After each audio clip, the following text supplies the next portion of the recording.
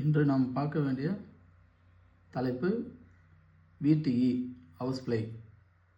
First இன்ட்ரடக்ஷனில் பார்த்திங்கன்னா, இந்த house fly பார்த்திங்கன்னா மக்கள் நடமாட்டம் உள்ள பகுதி, குப்பை கூலங்கள் நம்ம சுற்றுப்புறத்தில் தான் இருக்கும். இது மெக்கானிக்கல் வெக்டார் அப்படின்னு சொல்லுவாங்க.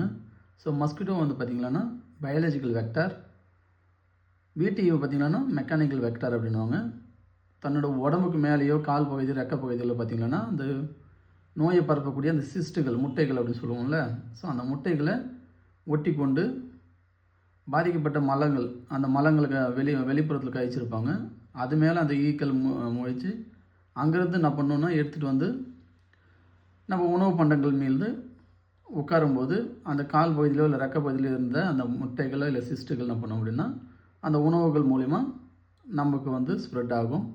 இது வாய் வழியாக தான் நமக்கு உள்ளே போகும். ஏன்னா இப்போ ஃபார் எக்ஸாம்பிள் நம்ம ஒரு ஆப்பிள் இருக்குது, அந்த ஆப்பிள் மேலே அந்த ஈ உட்காருது அப்படின்னா அதனோட சிஸ்ட்டுகள் அந்த ஆப்பிள் மேலே ஒட்டுறதுக்கான வாய்ப்புகள் இருக்கும். அப்படி ஒட்டும்போது நமக்கு என்னப்பா ஆகும்னா, நம்ம அப்படியே கழுவாமல் அப்படியே சாப்பிடும்போது நமக்கு அந்த சிஸ்ட்டுகள் வாய் வழியாக உள்ளே சென்று குடல் பகுதியை அடைந்து அங்கிருந்து பெருக்கமடைந்து மீண்டும் மீண்டும் வளர்ந்து நமக்கு தொற்று நோய்களை ஏற்படுத்தும்.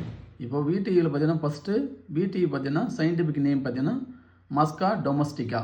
Scientific name மஸ்கா domestica. இது மனிதர்கள் சுற்றுப்புறத்தில் மட்டுமே காணப்படும் ஒரு சிறிய வகை பூச்சி. இது பறக்கும் தன்மை உடையது.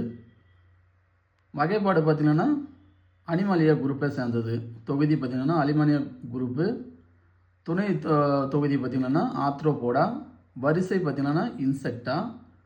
தொடர் பார்த்திங்கன்னா டிப்திரியா. இதுவும் பார்த்திங்கன்னா டிப்திரியா ஆர்டர் தான் சேர்ந்தது. மஸ்கிட்டோவும் டிப்திரியா வகையை சேர்ந்தது தான்.